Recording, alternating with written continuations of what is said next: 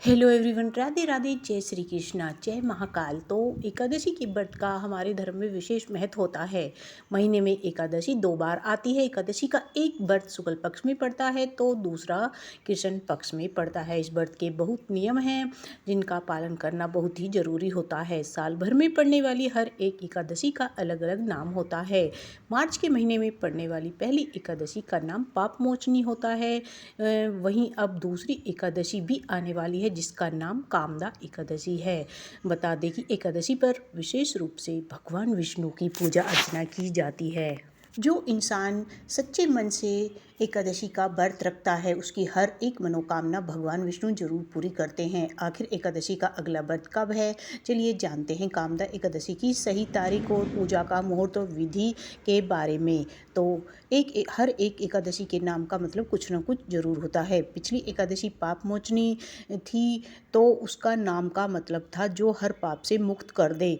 वहीं कामदा एकादशी को कामना को पूरी करने वाली एकादशी के रूप में माना जाता है। अगर कोई मन्नत मांगकर इस व्रत को विधि विधान से करे तो भगवान विष्णु के आशीर्वाद से वह जरूर पूरी हो जाएगी। एकादशी के लिए थोड़ा कन्फ्यूजन बना हुआ है। दरअसल ऐसा हर बार ही होता है। पंचांग के अनुसार आने वाले दिनों में एकादशी तिथि की शुरुआत 28 मार्च को हो रही है। इसका जो टाइमिंग है सुबह 8:45 से है। वहीं इस तिथि का समापन अगले दिन यानी 29 मार्च को हो रहा है। समापन की जो टाइम है सुबह 7:46 पर है। एकादशी व्रत हमेशा उदय तिथि के आधार पर तय होता है।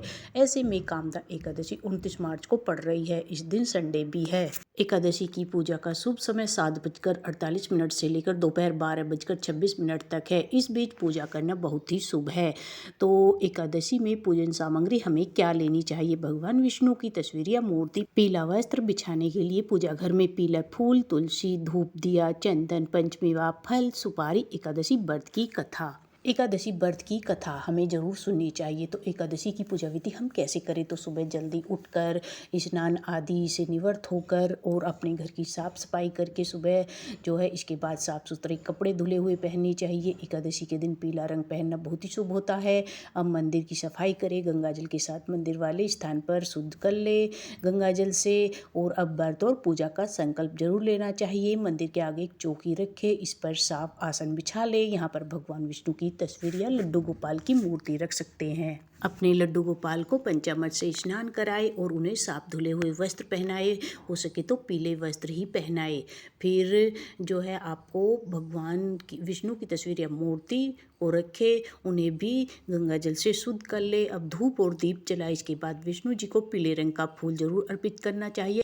चंदन कान्हा जी और विष्णु जी का प्रिय है तो तुलसी के साथ चंदन भी अर्पित करनी चाहिए। ध्यान रहे तुलसी पत्र एक दिन पहले ही तोड़कर रख लेना चाहिए क्योंकि एकादशी के दिन तुलसी मैया के पत्ते तोड़ना शुभ नहीं होता है। आखिरी में भोग लगाकर भगवान विष्णु के मंत्रों का जाप करें। अपने लड्डू गोपाल को भोग लगाए। बाद में एकादशी व्रत का जरूर पाठ करना चाहिए। अगले दिन पारण के साथ ही इस व्रत को पूरा कर ले।